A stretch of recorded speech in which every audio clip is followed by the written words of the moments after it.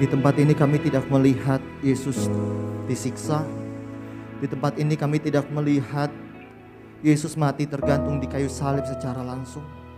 Tetapi di tempat ini kami merasakan dan meyakini betul kasih-Mu yang besar dalam hidup kami, Tuhan. Hingga Engkau mengorbankan diri-Mu, hingga Engkau mengorbankan nyawa-Mu untuk menebus setiap kami, Tuhan Yesus. Anugerah terbesar dalam hidup kami, memiliki Engkau satu-satunya Yesus Tuhan, Juru Selamat bagi kami. Terima kasih Tuhan. Kau baik Tuhan. Sebab Engkau yang layak terima pujian. Hanya Engkau Tuhan yang layak. Hormat dan kuasa, hormat dan kuasa setinggi-tingginya bagi sekarang dan selamanya. Hormat dan kuasa, hormat dan kuasa, sekarang dan selamanya. Sekali lagi hormat dan kuasa bagi, hormat dan kuasa, sekarang dan selamanya. Ini hormat kami setinggi-tingginya bagi-Mu. Terimalah setiap pujian, penyembahan, keagungan yang kami naikkan hanya bagi Engkau, satu-satunya juru selamat dalam hidup kami, Yesus Kristus Tuhan. Berbicaralah bagi kami, setiap kami Tuhan pada pagi hari ini. Kami siap diajar oleh Tuhan. Kami siap lebih dalam lagi mengerti kasih Tuhan dalam hidup kami. Sehingga dalam hidup kami Tuhan Yesus, kami boleh semakin menjadi seperti apa yang Tuhan inginkan. Sehingga pengorbanan-Mu tidak sia-sia dalam kehidupan setiap kami. Di dalam nama Tuhan Yesus Kristus, kami siap diberkati. Semua yang siap diberkati bersama kita katakan amin. Silakan duduk Bapak Ibu Saudara terkasih dalam Tuhan Yesus. Anugerah Tuhan bagi saya boleh berdiri di tempat ini. Kalau Tuhan masih percayakan saya boleh melayani Tuhan, saya menyadari betul bukan karena saya hebat, tetapi karena anugerah Tuhan, kemurahan Tuhan yang sangat luar biasa Bapak Ibu Saudara. Dan saya bersyukur kesempatan sangat luar biasa saya boleh ada di Jumat Agung ini. Ketika saya mempersiapkan khotbah pada hari ini bukan kali pertama saya menyampaikan firman Tuhan pada ibadah Jumat Agung. Tetapi untuk yang kesekian kalinya juga ketika saya menyiapkan setiap firman Tuhan yang ada. Itu rasanya hati benar-benar tergugah Bapak Ibu Saudara. Ketika kita membayangkan, ketika kita melihat atau merasakan gila ya pengorbanan Yesus sampai kayak begini. Buat seorang saya yang gak ada apa-apanya. Buat seorang Pastor Tungsen yang gak ada apa-apanya. Tapi Yesus mau mati, menderita sampai sebegitunya buat kita. Wow, luar biasa.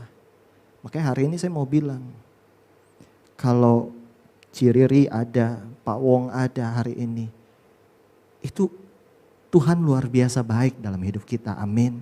Setiap kita ada karena Tuhan teramat sangat baik dalam hidup setiap kita. Dan hari ini kita akan merenungkan betapa dalamnya kasih Tuhan dalam hidup saudara dan saya. PowerPoint-nya boleh ditayangkan. Saya memberi judul khotbah saya Tetelestai. Tetelestai. Ya, kita buka Alkitab kita sama-sama. Slide berikutnya boleh ditampilkan. Yohanes 19 ayat yang ke-30. Mari saudara, saya jemput Bapak Ibu bangkit berdiri, kita sama-sama baca untuk kita menghormati firman Tuhan. satu ayat dengan tegas, lugas, dan penuh rasa hormat.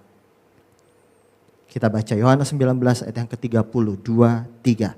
Sesudah Yesus meminum anggur asam itu, berkatalah ia, sudah selesai. Lalu ia menundukkan kepalanya dan menyerahkan nyawanya. Silakan duduk Bapak Ibu Saudara. Tetelestai adalah kata terakhir yang diucapkan Yesus Kristus sebelum pada akhirnya ia menyerahkan nyawanya.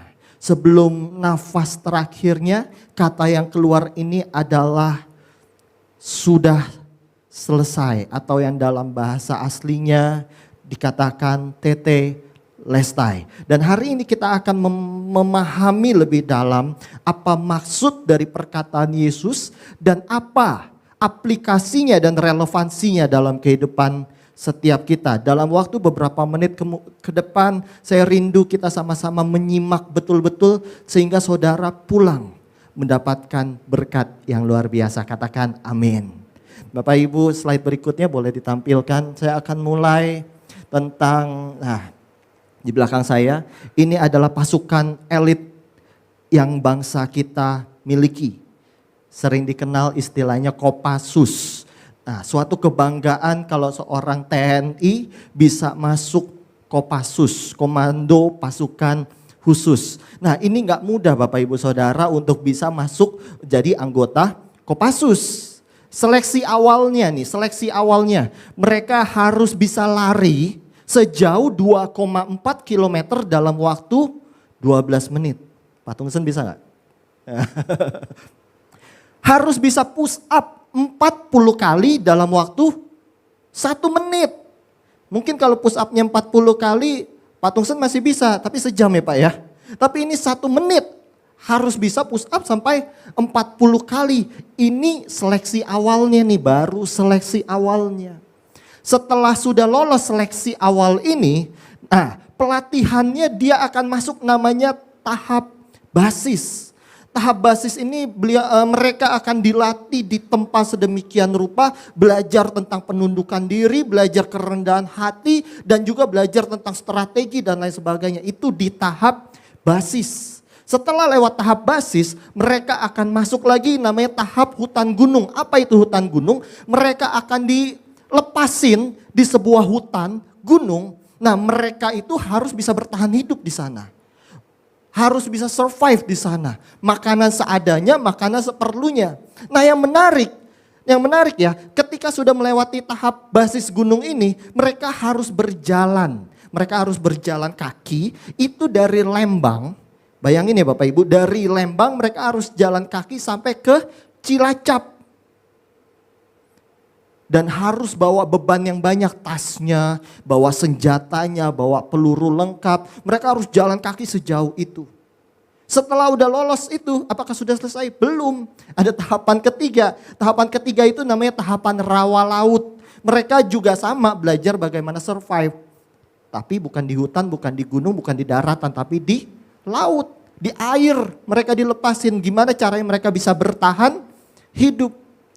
Dan terakhirnya ditutupnya lagi mereka harus bisa berenang. Makanya Kopassus itu harus bisa berenang. Berenangnya dari mana? Melintasi selat Bapak Ibu Saudara. Jadi dia berenang dari Cilacap sampai ke Nusa Kambangan. Boleh berhenti nggak? Nggak boleh. Nah, ini tahapan-tahapan untuk bisa masuk ke Kopassus pelatihannya. Sekarang saya tanya, jumlah Kopassus di Indonesia ada berapa banyak? Ada yang tahu? Nggak usah dijawab Pak Bu. Banyak. Kenapa bisa banyak? Padahal pelatihannya sedemikian berat kayak begini. Karena mereka pingin Bapak Ibu Saudara untuk bisa menjadi Kopassus. Mereka berjuang mati-matian untuk bisa masuk Kopassus.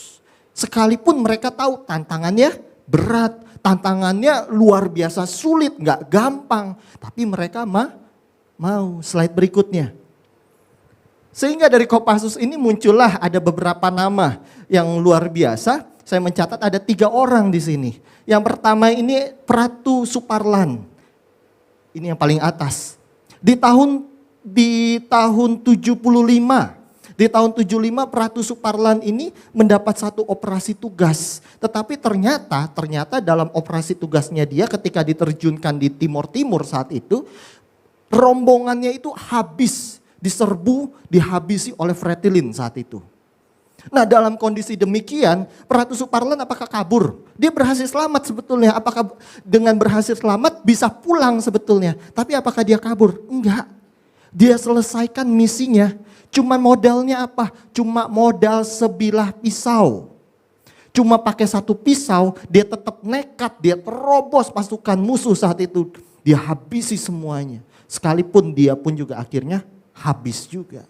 Tetapi demi menjalankan sebuah misi, ada kesempatan untuk dia bisa kabur, ada kesempatan untuk dia bisa pulang, dia tidak pulang. Luar biasa ya. Yang kemudian, yang kedua di sini ada Mayor Herminoto. Nah ini yang baju putih. Sempat menjadi ajudan dari Presiden Soeharto saat itu. Nah sama, dia dalam sebuah operasi diturunkan pakai pesawat C-130 Hercules milik TNI AU, diturunin pakai parasut. Tapi gilanya pas begitu turun itu diberondong senjata dari bawah oleh musuh saat itu. Temennya mati semuanya. Termasuk parasutnya dia bolong sampai dia kesangkut. Tapi pertanyaannya, ini temen udah pada mati semuanya. Tetap maju atau pulang? Kalau mau pulang bisa nggak? Bisa. Diem-diem. Tapi ini hebatnya orang yang mengemban misi berani totalitas kayak begini, dia nggak pulang. Dari atas dia tembakin pakai senjatanya pasukan musuh saat itu. Akhirnya matanya dia digranat saat itu. Parah ya. Dan yang terakhir ada, tentu mukanya udah nggak asing. Letnan Jenderal Purnawirawan Sutioso yang sempat menjadi gubernur kita. Sama mengemban satu tugas, operasi namanya Operasi Flamboyan saat itu. Nah, operasi itu untuk menyelamatkan anak buahnya dia. Jadi anak buahnya ini tertawan saat itu. Anak buahnya ditawan. Nah, untuk bisa menyelamatkan dirancanglah satu strategi untuk mereka harus jalan selama 10 hari. Tapi ternyata dalam perjalanan waktu mereka nggak bisa menyelesaikan 10 hari. Tapi mereka baru bisa menyelesaikan sampai ke titik lokasi itu selama 15 hari. Tetapi logistik yang tersedia cuma untuk 10 hari. 5 hari mereka tidak makan. Kondisinya seperti itu. Bisa pulang nggak? Bisa. Bisa pulang. Tapi dia nggak pulang sekalipun penderitaannya sedemikian berat. Kenapa? Karena harus menyelesaikan sebuah misi. Menyelesaikan sebuah tugas yang diembannya. Nah Bapak Ibu Saudara, kita mendengar kisah heroik dari 3 tokoh Kopassus Indonesia. Kita dengarnya aja berdecak kagum ya. Wah luar biasa ya. Tetapi ada satu kabar buat Bapak Ibu Saudara. Boleh slide berikutnya. Yesus Tuhan kita pun juga melakukan sebuah misi yang mengerikan. Sebuah misi yang menyeramkan. Tapi dia tuntaskan Bapak Ibu Saudara. Dia tuntaskan. Maka kalau Bapak Ibu Saudara melihat, wah Pak Sutioso hebat ya. Wah ada pahlawan-pahlawan di luar sana juga luar biasa ya. Tapi mohon maaf saya harus katakan dengan iman keyakinan saya. Keteladanan tentang sebuah ketaatan dan kesetiaan. Ini luar biasa sekali figur dari sebuah keteladanan. Untuk saudara bisa belajar taat, belajar setia dari Tuhan kita. Yesus Kristus, berikan tepuk tangan buat Tuhan kita. Gak percaya buktinya, slide berikutnya. Ini buktinya Bapak Ibu Saudara. Tergantung di atas kayu salib antara hidup dan mati. Dengan nafas yang udah separuh nyawa terengah-engah. Tapi dia tuntasin loh Bapak Ibu Saudara. Dia tuntaskan. Misinya dia tuntaskan sampai Yesus harus mati. Luar biasa ya. Luar biasa. Dan kata terakhir yang dikatakan adalah sudah selesai.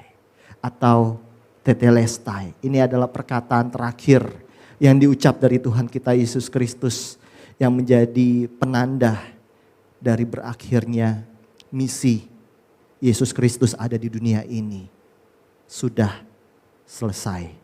Boleh dibantu slide berikutnya, Jovanka. Bapak Ibu Saudara, ketika saya mencoba mempelajari tentang makna lebih dalam dari tetelestai, saya menemukan sebuah jurnal. Bapak Ibu gak usah baca, kecil gak apa-apa tulisannya. Jurnal ini dibuat oleh Columbia International University, yang mana sekolah ini sudah mengajarkan Alkitab sejak tahun 1923. Luar biasa sekolah ini. Tetapi yang menarik dari penelitiannya atau dari tulisannya mengenai it is finished, sudah selesai, kata Tuhan Yesus tadi. Nah, ini saya mengambil satu paragraf yang ditulis ya. Satu paragraf yang ditulis dari perkataannya begini Bapak Ibu Saudara. Saya izinkan saya baca buat Bapak Ibu Saudara. Di kayu salib, Yesus mengucapkan kata-kata yang penuh kuasa, sudah selesai. Kata-kata yang terngiang sepanjang sejarah sebagai tanda bahwa dosa manusia telah dikalahkan selamanya dan kuasa maut dipatahkan. Namun banyak arti penting dari pernyataan ini sebenarnya hilang ketika bahasa Yunani diterjemahkan ke dalam bahasa Inggris. Ketika Yesus berseru sudah selesai di kayu salib, kata Yunani yang digunakan adalah tetelestai yang berarti menutup, melengkapi, menggenapi. Bapak Ibu Saudara begini, saya puji Tuhan atas anugerah Tuhan, saya sekolah Alkitab Bapak Ibu. Saya masuk seminari dan di seminari itu kita belajar termasuk bahasa Yunani. Gitu, bahasa Ibrani juga belajar. Bahasa Ibrani saya nggak bagus-bagus banget, tapi bahasa Yunani saya lumayan lah gitu ya. Tapi jangan ngajakin saya ngomong bahasa Yunani. Nah, tapi begini Bapak Ibu Saudara, yang saya mau bilang, ketika saya kenapa kenapa menarik, saya suka karena ketika Bapak Ibu Saudara bisa memahami bahasa Yunani, baca Alkitab itu jelas banget. Kenapa? Ini bahasa yang sangat luar biasa, bahasa yang sangat kaya. Sekarang saya mau tanya, mungkin Bapak Ibu bingung, kenapa ya kok Yesus di Israel kan ngomongnya bahasa Ibrani, kenapa di perjanjian baru diterjemahkan dalam bahasa Yunani? Ada yang pernah gak nanya gitu? Ada yang pernah gak berpikir begitu? Bapak Ibu Saudara, ketika zaman Tuhan Yesus saat itu, Yunani itu lagi number one, lagi luar biasa. Sehingga bahasa internasional saat itu adalah Yunani. Sama kayak kita orang Indonesia, mau gak mau kita harus belajar bahasa Inggris. Betul ya, kita ngomong apa-apa bahasa Inggris. Di zaman Yesus pun juga demikian. Mereka semuanya yang orang-orang terpelajar mau tidak mau harus belajar bahasa Yunani saat itu. Makanya kenapa Alkitab kita pada zaman perjanjian baru dituliskan dalam bahasa Yunani. Itu alasannya. Nah, yang menarik dari bahasa Yunani Bapak Ibu Saudara, kalau kita bicara tentang mobil, katakanlah mobil ya. Kalau Indonesia mobil ya mobil aja. Tetapi kalau Yunani bahasanya bisa beda. Mobil ini punyanya Pak Tungsen, nanti ada istilah tambahan tuh. Mobil misalnya contoh ya, mobil Leo misalkan contoh. Nah, itu artinya punyanya Pak Tungsen seorang laki-laki. Maksudnya mau menunjukkan gender, tapi ketika mobil ini punyanya perempuan, nanti akan namanya beda lagi. Gitu. Jadi ketika kita bisa memahami bahasa Yunani, itu baca kisah Yesus, kita bisa membayangkan, oh ini lagi malam situasinya. Luar biasa loh, bahasa Yunani kaya banget. Nah, yang menarik dari kata tetelestai yang dituliskan di kitab kita, secara gramatikal,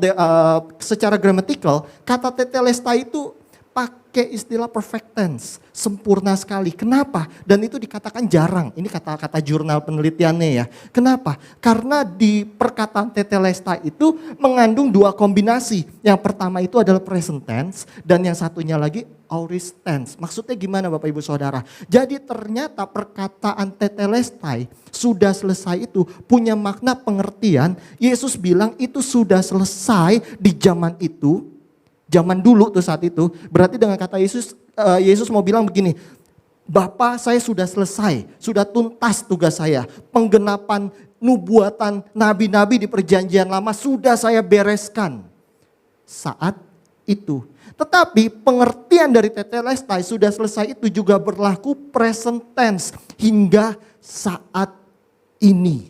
Bahkan berkelanjutan sampai selama lamanya. Yang luar biasa yang saya mau katakan Bapak Ibu Saudara, ketika Yesus mengatakan sudah selesai, dia sudah menyelesaikan dosamu masa lalu dan dia sudah menyelesaikan juga dosamu saat ini. Ketika Yesus katakan sudah selesai terhadap penyakitmu, penyakitmu sudah diselesaikan dengan dia mati tergantung di kayu salib. Tetapi kuasa kesembuhannya, mujizatnya tetap saudara dan saya bisa rasakan hingga saat ini, bahkan sampai selama-lamanya. Jadi pengertian Yesus bilang sudah selesai itu bukan stop pada saat zaman Yesus disalib, selesai. No, saat itu selesai. Dan saat ini juga selesai, bahkan sampai selama-lamanya. Yesus menyelesaikan apa yang baik yang harus dilakukan untuk saudara dan saya. Wow, kasih tepuk tangan buat Tuhan kita Yesus Kristus. Slide berikutnya. Bapak Ibu Saudara, saya sangat meyakini dan sangat percaya bahwa Yesus Tuhan kita ada di dunia ini bukan asal ada gitu.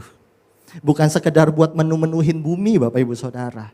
Apalagi cuma sekedar buat melancong, jalan-jalan, staycation atau apapun juga. Tetapi Yesus yang adalah Allah, dia tinggalkan surga yang mulia, menjadi seorang manusia, turun ke dunia ini untuk mengemban sebuah misi.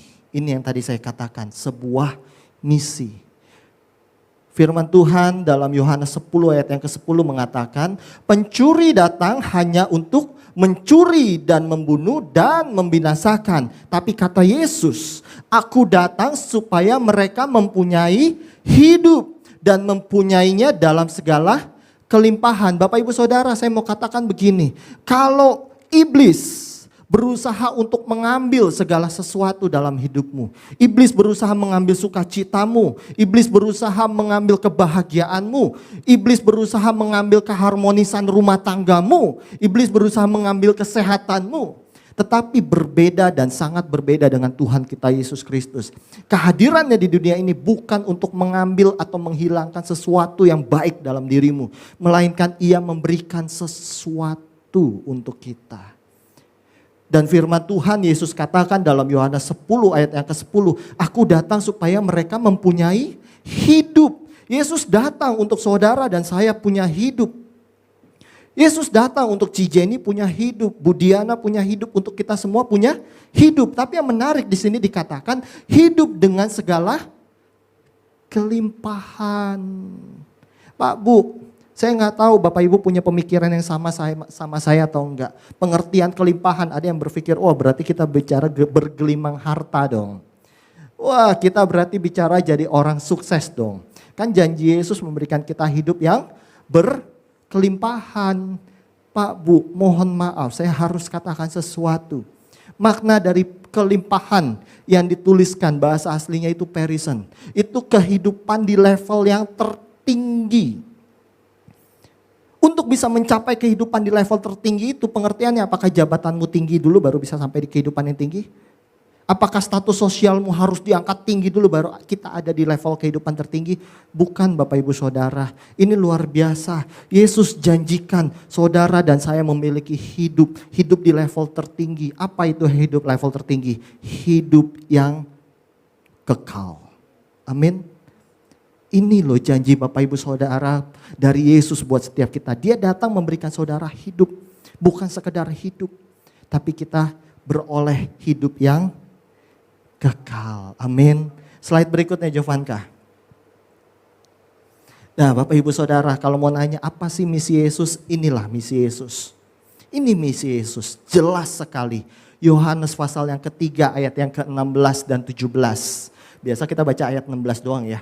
Karena begitu besar kasih Allah akan dunia ini, sehingga ia telah mengaruniakan anaknya yang tunggal, supaya setiap orang yang percaya kepadanya tidak binasa, melainkan beroleh hidup yang kekal. Ayat 17, sebab Allah mengutus anaknya ke dalam dunia bukan untuk menghakimi dunia, melainkan untuk menyelamatkannya. oleh Dia. Ini misi Yesus jelas banget buat hidup saudara dan saya. Yesus datang bukan untuk menghukum saudara, bukan untuk menghukum para rafli, bukan untuk menghukum siapapun. Tetapi Yesus datang untuk menyelamatkan saudara dan saya. Ini misi Yesus, kenapa Yesus harus datang ke dunia. Sekarang jadi pertanyaan, kita coba sama-sama berpikir. Yesus tahu gak kalau dia punya misi ini? Ini ceritanya nih, pura-puranya Yesus masih di surga ya. Yesus tahu gak? Tahu. Dia kan Allah. Dia tahu. Dia Alfa dan Omega. Segala sesuatu dia sudah tahu. Dia tahu gak pertanyaannya kalau dia ketika lahir di dunia ini nantinya harus tertolak. Harus dihina. Harus dimusuhi. Harus dijauhi. Yesus tahu Bapak Ibu Saudara. Yesus sangat tahu kondisinya. Slide berikut Jo. Yesus tahu gak ini apa? Yesus tahu Bapak Ibu Saudara ini apa? Yesus tahu ini akan digunakan untuk apa? Yesus tahu. Ini mahkota duri yang disematkan ke kepala Tuhan kita Yesus Kristus. Untuk bikin mahkota duri ini, itu diatur di kepala bukan sekedar nempel Bapak Ibu. Bukan sekedar nempel yang kayak mahkotanya Burger King gitu, yang kita gerak-gerak dikit jatuh. Enggak. Tetapi itu dibikin ketat, sempit, ya supaya bisa ngepres di kepala. Jadi mahkota ini ketika ditaruh di kepala Tuhan Yesus, itu cuma nempel, tapi ditekan. Nancep Bapak Ibu Saudara. Mahkota duri ini yang melukai kepala Tuhan kita Yesus Kristus. Darah keluar Bapak Ibu Saudara. Yesus tahu gak? Tahu. Yesus rasain sakitnya gak? Sebagai hamba Tuhan saya mau bilang. Yesus sangat merasakan sakitnya. Karena dia sepenuhnya adalah manusia. Bisa sakit. Yesus tahu juga dia akan sakit. Tetapi demi sebuah misi. Dia gak bilang, saya gak jadi deh ke dunia. Enggak. Slide berikutnya Jo. Dia tahu gak ini apa? Yesus tahu. Ini paku. Dan palu. Untuk pukul paku yang akan tertancap di tangan dan kaki Tuhan kita Yesus Kristus. Yesus tahu gak atau bisa ngebayangin gak sakitnya kayak apa? Tahu. Slide berikutnya Jo. Yesus tahu gak kalau pada akhirnya paku ini akan ada tersematkan di tangan Tuhan kita Yesus Kristus. Yesus tahu Bapak Ibu Saudara. Dia tahu, sangat tahu, sangat tahu. Tetapi ini gak bikin dia mundur dari misinya. Dia tetap maju, dia tetap selesaikan misinya. Untuk menebus kita semua. Menebus Ciheni, Aras, kita semuanya. Yesus tahu dan Yesus tetap lakukan. Karena begitu besar kasihnya dalam hidup saudara dan saya. Slide berikutnya Jo. Yesus tahu gak ini apa? Malah mungkin Bapak Ibu bingung ini apa? Tapi Yesus saat itu sudah tahu. Ini namanya flagrum Bapak Ibu Saudara. Ini adalah cambuk yang dipakai oleh bangsa Romawi saat itu. Bangsa Roma untuk mencambuk Tuhan kita Yesus Kristus. Bapak Ibu bisa lihat ini ada sebuah pegangan. Nah ini talinya terbuat dari kulit. Nah di sini ini adalah pecahan tulang-tulang domba. Yang diyakini sangat tajam. Sangat tajam. Jadi bukan seperti dicambuk yang seperti kita pakai ban gesper gitu ya. Pak merah. Enggak Pak Bu. Tapi ketika Yesus dicambuk. Cep, nancep. Nancep. Kalau kita dipukul pakai ban pinggang itu kan pas tapi nggak nempel, ban pinggangnya nggak nempel Bapak Ibu Saudara. Tapi ketika dicambuk pakai ini nempel dulu di badan, di daging. Cep. Habis itu ditarik. Dan dagingnya terkoyak. Dagingnya terkoyak. Mau tanya sakitnya kayak apa? Jangan tanya saya Pak Bu. Ngebayanginnya aja udah ngeri. Ngebayanginnya ya udah sakit. Dan pertanyaannya, slide berikutnya Jo. Yesus tahu nggak Kalau pada akhirnya dia akan berbentuk seperti ini Bapak Ibu Saudara. Setelah dicambuk. Nah ini yang tadi saya bilang cambuknya. Mel Gibson memvisualisasikan ini dengan sangat baik. Menggambarkan, tapi percaya saya Pak Bu. Hancurnya badan Tuhan kita Yesus Kristus lebih hancur daripada apa yang bisa divisualisasikan di gambar. Karena ketika masuk film harus dipikirkan dari segi etika, harus dipikirkan dari segi estetika. Nggak mungkin, kalau nggak lolos sensor, kalau sampai terlalu hancur nggak berbentuk. Tetapi dengan iman saya, sekalipun saya tidak melihat, saya sangat meyakini badan Yesus lebih hancur dari ini. Sangat-sangat lebih hancur dari ini Bapak Ibu Saudara. Kembali lagi, Yesus tahu nggak kalau badannya akan hancur? Ya, Yesus sangat tahu. Yesus sangat tahu. Tetapi sama sekali Yesus tidak pernah mundur selangkah pun untuk dia balik badan dan dia tinggalkan misinya tersebut. Ini loh Tuhannya saya, ini loh Tuhannya saudara. Saya jadi ingat Bapak Ibu Saudara, kalau Bapak Ibu baca Alkitab benar-benar, kalau Pak Kun sih saya yakin pasti juga tahu. Kita selama ini lihat Yesus tergantung di kayu salib, betul ya? Pak Bu, saya mau kasih satu kabar. Yesus tidak mengenakan sehelai kain pun saat itu. Yesus ditelanjangi. Jadi Bapak Ibu siksaannya bukan hanya siksaan secara badan, tapi juga siksaan secara psikologi. Malu Bapak Ibu Saudara. Itu dipertontonkan oleh sekian banyak orang. Gila lu bener. Kalau saya boleh bayangin, ini parah apa yang dialami oleh Tuhan kita Yesus Kristus. Tetapi sekali lagi Yesus tahu tapi Yesus tidak mundur. Karena kasihnya untuk saudara dan saya. Sekalipun di Getsemani dia berdoa sama Tuhan. Biar kalau boleh cawan ini berlalu daripadaku. Ini satu bentuk kalau Yesus ini tahu. Inilah salah satu bentuk kalau Yesus tahu. Mengerikannya. Dan Yesus bilang kalau boleh ini jauhkan daripadaku. Tapi kalimat selanjutnya, tapi biar kehendak Allah saja yang jadi. Dan ternyata sekalipun ada ketakutan, tapi Yesus tetap menjalankan apa yang menjadi kehendak Bapa dalam hidupnya. Yakni menyelamatkan kita kesayangan-kesayangan Tuhan. Slide berikutnya Jovanka. Ketika Yesus di Getsemani, keringatnya keluar seperti darah. Bapak Ibu mungkin ngebayangin ini masuk akal gak sih? Atau jangan-jangan dongeng. Bapak Ibu ternyata saya menemukan di sebuah website dari Halodoc. Ini website Indonesia Bapak Ibu Saudara. Saya gak mempromosikan tetapi ini website dari Indonesia. Nah, Halodoc tanggal 27 Juni 2018 itu menuliskan ya dari sekian banyak ya. Saya langsung singkat saja. Jadi keringat berubah jadi darah itu disebutnya namanya hematohidrosis. Hematohidrosis. Nah ini disebabkan karena tekanan darah yang terlalu tinggi, stres berat, tekanan emosional atau kelelahan yang ekstrim. Jadi dari ilmu kedokteran, dari ilmu medis dimungkinkan kalau kita bisa tiba-tiba darah kita keluar darah. Tetapi kalau Bapak Ibu nanti iseng buka ya dengan judul ini, dituliskan bahwa ini satu peristiwa yang amat sangat langka. Amat sangat langka. Tetapi saya mau katakan, sesuatu yang sangat langka itu dialami oleh Tuhan kita Yesus Kristus. Kenapa? Karena terlalu stres berat, tekanan emosional, kelelahan yang ekstrim.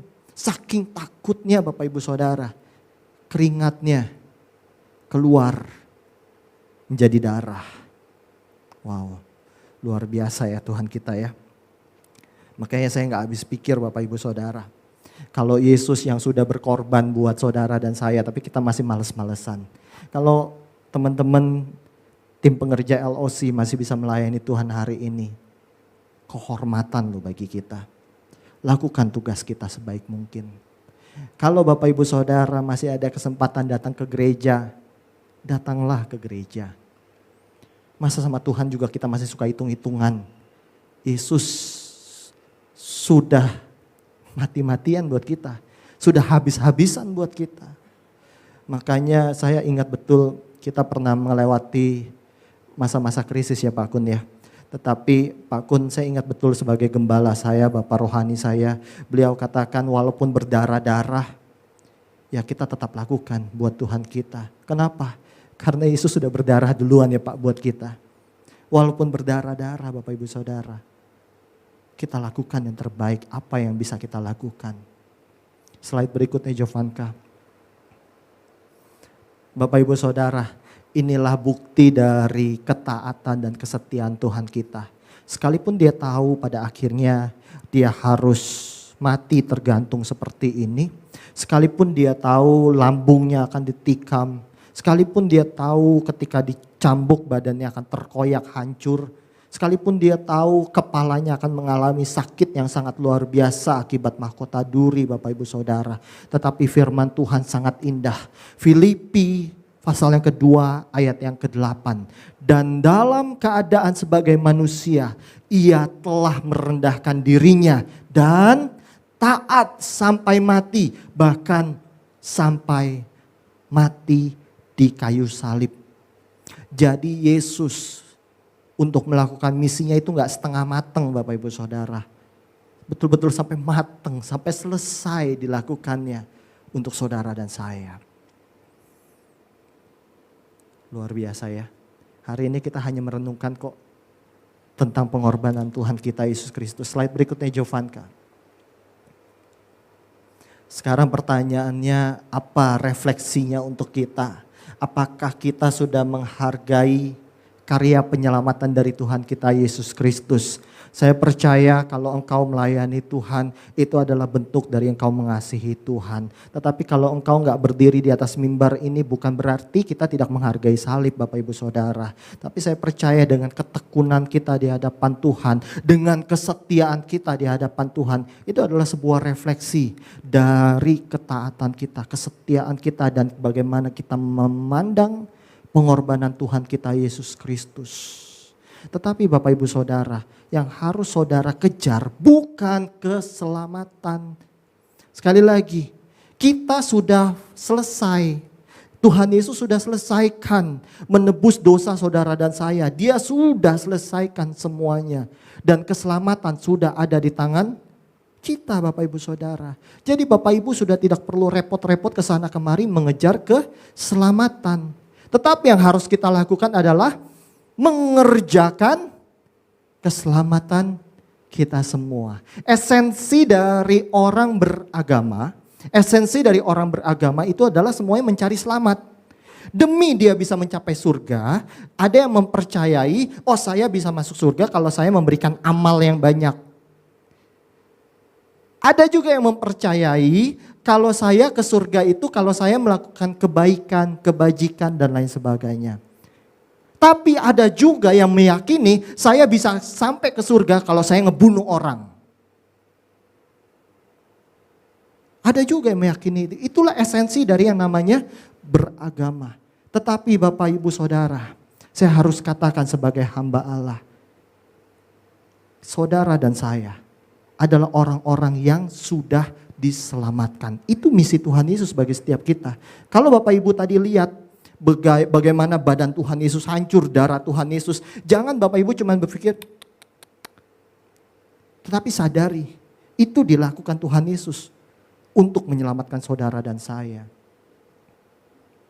Itu dilakukan untuk saudara dan saya. Dan itu sudah selesai. Jadi saudara udah gak perlu repot-repot untuk mengejar yang namanya keselamatan. Kesana kemari kau cari keselamatan, gak usah, udah selesai. Tetapi yang harus kita lakukan adalah mengerjakan keselamatan. Coba slide berikutnya Jovanka. Nah, ini untuk meyakini Bapak Ibu Saudara. Ya, tadi yang saya katakan bahwa keselamatan kita sudah diberikan oleh Tuhan Yesus Kristus dan itu sudah jelas. Saya mau katakan dengan jelas untuk Bapak Ibu Saudara, nabi boleh banyak, Tuhan boleh banyak, tetapi satu-satunya figur yang berani bilang bahwa dia adalah jalan kebenaran dan kehidupan. Tidak ada seorang pun dapat sampai kepada Bapa kalau tidak melalui Yesus Tuhan. Dan firman Tuhan, Kisah Para Rasul 4 ayat yang ke-12 dengan lantang saya katakan, dan keselamatan tidak ada di dalam siapapun juga selain di dalam Dia. Sebab di bawah kolong langit ini tidak ada nama lain yang diberikan kepada manusia yang olehnya kita dapat diselamatkan. Berikan tepuk tangan buat Tuhan kita Yesus Kristus. Iya Bapak Ibu Saudara. Kita lanjutkan Bapak Ibu Saudara. Jadi kita meyakini bahwa satu-satunya jalan yang membawa saudara dan saya bisa sampai ke surga hanya melalui Yesus Kristus. Jadi bukan lagi fokus kita mengejar yang namanya keselamatan, melainkan kita mengerjakan keselamatan. Apa maknanya? Slide berikutnya Jovanka. Kerjakan keselamatan, Filipi 2 ayat yang ke-12, Bapak Ibu bisa buka. Nah dalam kata bahasa Yunaninya itu dikatakan katergazomai soterian. Yang artinya kerjakan keselamatan itu adalah tampilkan keluar bentuk keselamatanmu. Atau tampilkan keluar hasil keselamatanmu. Nah dari sini saya membuat satu definisi bahwa keselamatan itu ada bentuknya. Keselamatan itu ada hasilnya dan itu yang harus saudara dan saya keluarkan. Orang harus melihat. Sekarang jadi saya tanya, kalau ada agama lain yang percaya melakukan kebaikan untuk diselamatkan, sedangkan kita sudah diselamatkan, perlu gak kita berbuat baik? Cilimei bilang perlu. Bapak juga bilang nunduk-nunduk perlu. Pak, Bu, kau lakukan kebaikan bukan untuk selamat. Tetapi kita melakukan kebaikan karena kita sudah diselamatkan. Ini pada akhirnya saya bilang, kalau Bapak Ibu Saudara adalah orang-orang yang sudah diselamatkan, kita tunjukkan, oh ini loh orang yang sudah diselamatkan beda. Ini loh orang yang sudah diselamatkan bermurah hati. Ini loh orang yang sudah diselamatkan bisa ada penguasaan diri, tidak pendendam, tidak pemarah. Kita tunjukkan Bapak Ibu Saudara. Jadi firman Tuhan katakan kerjakan keselamatan, kita tunjukkan hasil dari saudara dan saya sudah diselamatkan. Jadi kita berbuat baik bukan untuk selamat karena kita sudah diselamatkan, kita berbuat baik. Makanya Bapak Ibu Saudara kalau engkau masih ketemu orang yang kelakuannya aneh-aneh, mungkin dia masih belum meyakini kalau dia sudah diselamatkan.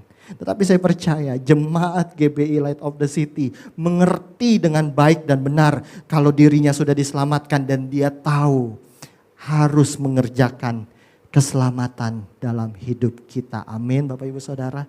Jadi sekali lagi, jangan lagi fokus mengejar keselamatan. Tetapi fokuslah kerjakan keselamatan Bapak Ibu Saudara dan saya. Ini yang menjadi refleksi kita.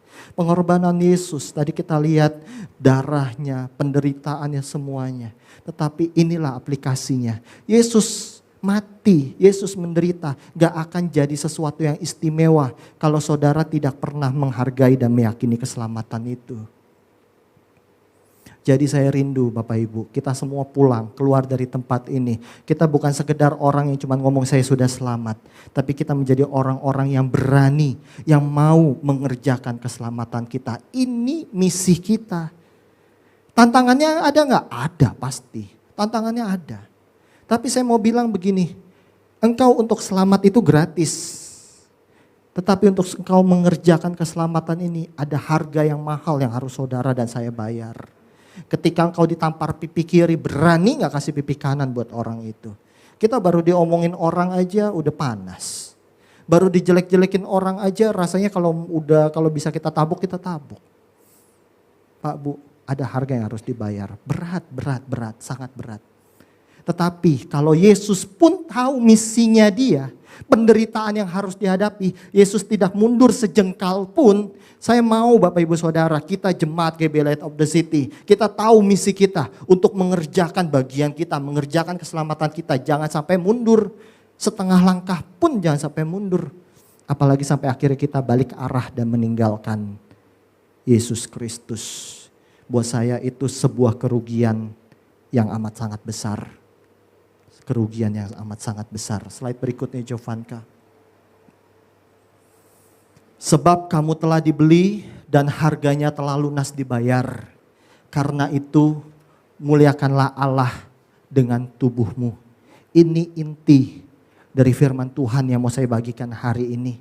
Saudara dan saya sudah ditebus, sudah dibayar dengan darah yang mahal. Muliakan Allah yuk dengan tubuh kita, dengan hidup kita, dengan kelakuan kita. Bapak Ibu Saudara, saya nggak tahu Bapak Ibu tahu nggak kalau baju yang saya pakai ini umumnya atau biasa dipakai oleh seorang pendeta. Namanya kolar. Dan yang menarik, baju ini selalu warna hitam, ada titik putih di sini. Betul ya. Dan ternyata ada satu filosofi menarik yang saya temukan. Jadi katanya pendeta itu walaupun hidupnya masih jauh dari sempurna, ya dalam artian ya masih ada kekurangan dan lain sebagainya, makanya warna hitam.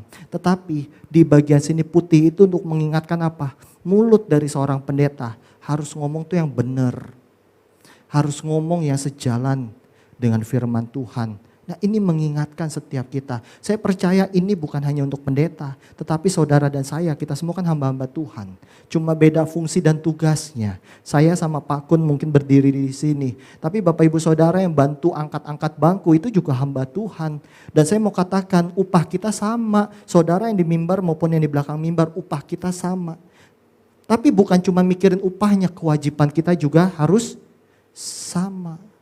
Memuliakan Allah dengan tubuh kita. Ini inti dari apa yang mau saya bagikan hari ini. Inilah bentuk penghormatan kita kepada Yesus yang sudah menderita dan mau mati untuk saudara dan saya. Slide yang terakhir. Sehingga pada akhirnya dari kehidupan kita, kita akan disambut sama Tuhan kita. Indah ya, disambut kayak begini nih. Ketika kita sampai di surga nanti, sambil kita bisa berkata, aku telah mengakhiri pertandingan yang baik. Aku telah mencapai garis akhir dan aku telah memelihara iman Bapak Ibu Saudara. Ternyata kata mengakhiri yang dituliskan oleh Rasul Paulus dalam kitab Timotius pakai makna kata yang tidak berbeda dengan sudah selesai yang disampaikan oleh Tuhan kita Yesus Kristus. Di situ dituliskan teteleka yang berarti kita sudah selesai, sudah mengakhiri. Dan saya percaya kalau kita sudah mengerjakan keselamatan kita, kita sudah memuliakan Allah dengan seluruh kehidupan kita. Ketemu Tuhan Yesus kita gak malu ya, gak rendah diri, gak nunduk. Tapi kita penuh rasa bangga, Tuhan aku telah mengakhiri pertandingan yang baik. Aku telah menjaga iman aku.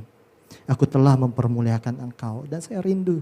Bapak Ibu Saudara, bukan sekedar mencantumkan ayat ini di nisan kita suatu hari nanti Bapak Ibu Saudara.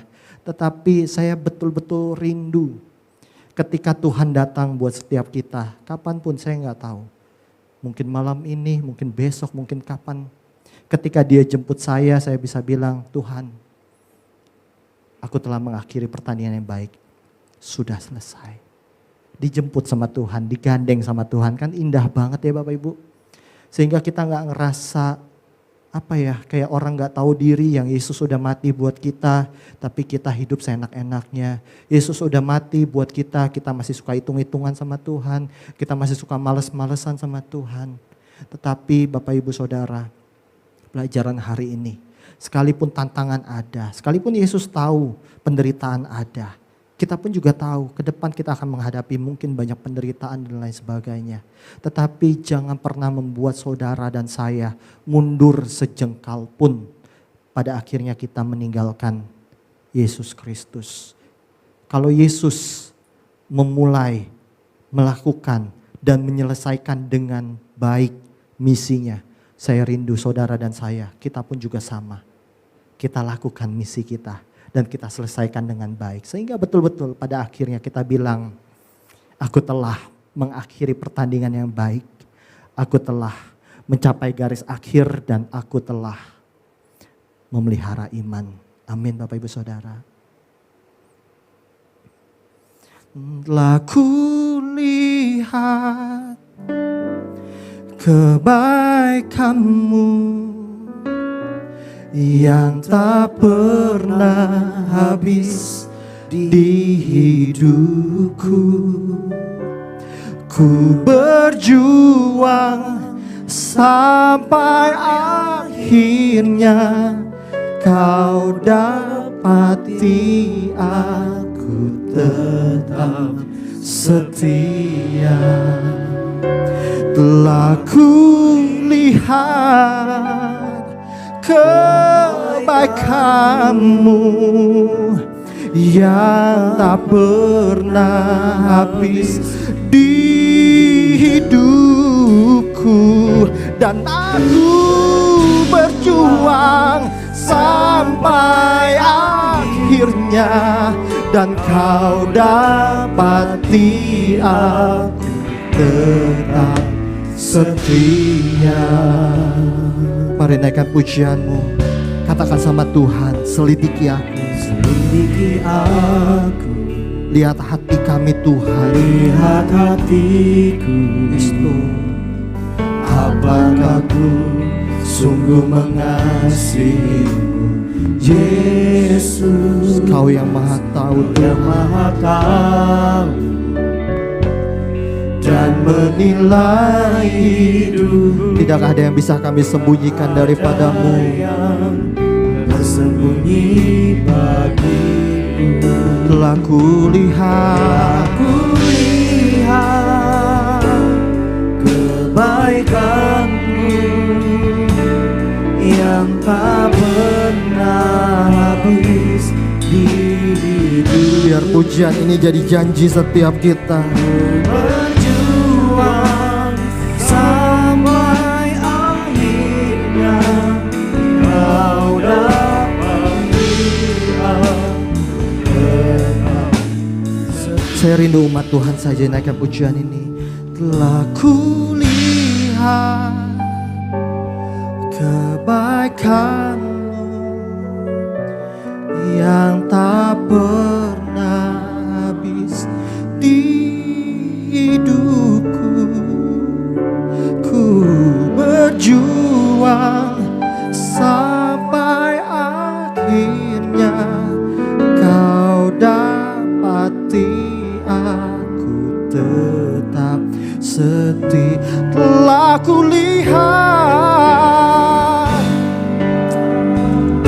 kebaikan-Mu yang tak pernah habis di hidupku, dan ku berjuang sampai akhirnya, Kau dapati aku tetap setia. Ku berjuang sampai akhirnya, Kau dapati aku tetap setia. Lebih sungguh lagi katakan, ku berjuang sampai akhirnya, Kau dapati aku tetap setia. Telah kulihat. Saya undang dengan hormat Pak Gembala.